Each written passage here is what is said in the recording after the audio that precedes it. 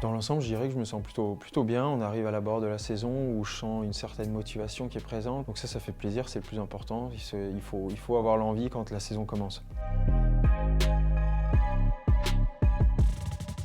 Bah forcément, la coupure estivale, c'est surtout le circuit généralement, mais bon après, c'est aussi dans le cycle de notre vie. C'est-à-dire qu'on a cette coupure estivale et ensuite où on reprend l'entraînement, on s'entraîne dur et puis après on reprend les compétitions. Donc c'est plutôt le rythme de la compétition qui m'a manqué et bien entendu, ça fait aussi du bien parce que ça permet de se ressourcer.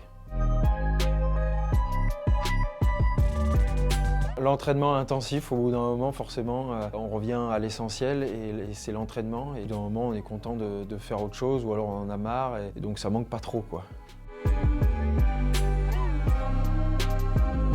Je dirais que c'est tout simplement renouer avec la victoire. J'ai eu une saison un peu plus compliquée l'année dernière. Retrouver la plus haute marche du podium tout en skiant le plus vite possible et en me faisant plaisir.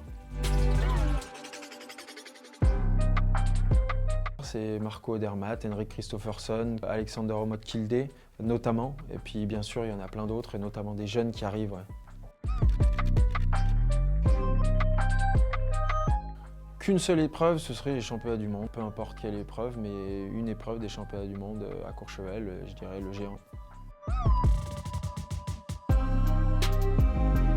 Un athlète que j'apprécie, qui est plutôt jeune et qui est certainement aussi l'avenir un peu de notre sport, c'est Magrat, un jeune Norvégien très prometteur et très performant. Je serais très heureux de le retrouver cette saison et le regarder skier.